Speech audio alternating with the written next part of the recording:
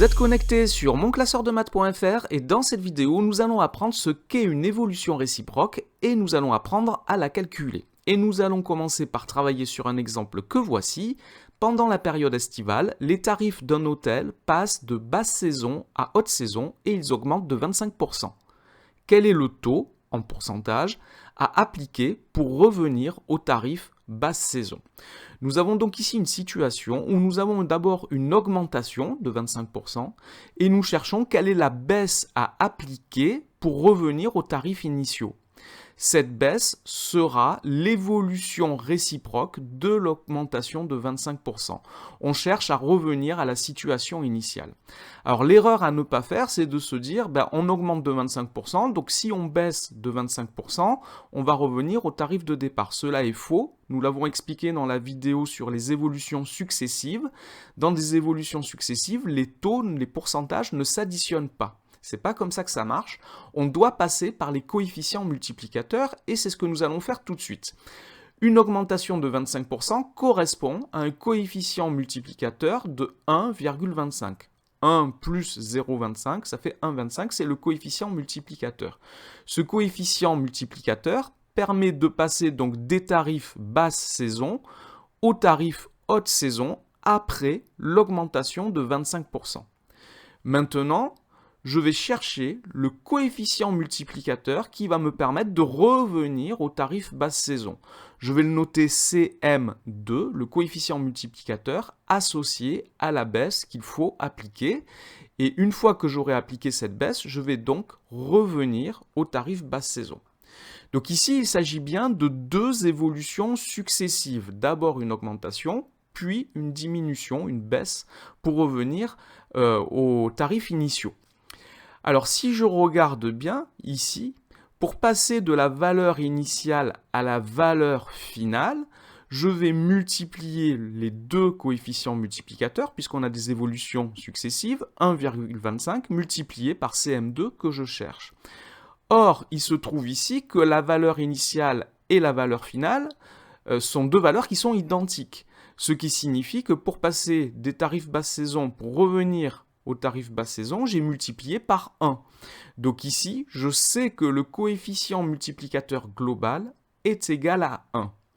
J'ai donc ici une petite équation à résoudre.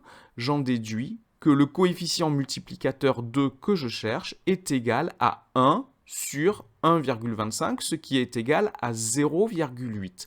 J'ai donc trouvé ici le coefficient multiplicateur qu'il faut appliquer pour revenir au tarif basse saison à partir des tarifs haute saison.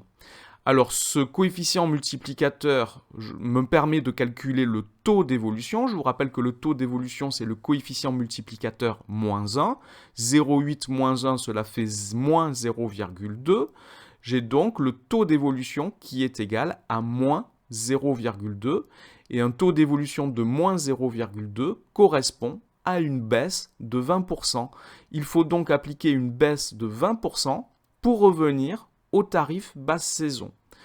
On dit que moins 20% est le taux réciproque de plus 25%. On a calculé l'évolution réciproque en prenant en compte le fait que le coefficient multiplicateur global est égal à 1, puisque la valeur initiale et la valeur finale sont égales.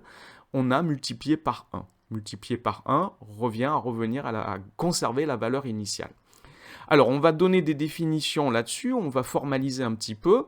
Donc, tout d'abord, deux évolutions successives sont dites réciproques si lorsqu'on les applique à une quantité non nulle, la valeur initiale et la valeur finale sont égales. Donc si on schématise ça, cela signifie que la valeur initiale et la valeur finale sont les mêmes, donc je marque valeur initiale et je reviens à la valeur initiale, et on passe par une valeur intermédiaire. Je sais que le coefficient multiplicateur global est égal à 1, et il se calcule par premier coefficient multiplicateur multiplié par l'inverse du coefficient multiplicateur de la première évolution. Donc on peut dire que lors d'une évolution suivie de son évolution réciproque, le coefficient multiplicateur associé à l'évolution réciproque est l'inverse du coefficient multiplicateur qui doit être non nul associé à l'évolution initiale. Donc je multiplie par un coefficient multiplicateur, puis par son inverse, ça me fait revenir à la valeur initiale.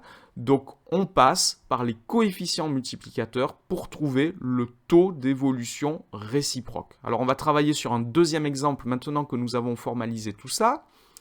Le voici, pendant les soldes, le prix d'un article a baissé de 24% et on veut savoir quelle est la hausse à appliquer pour revenir au prix initial à la fin des soldes.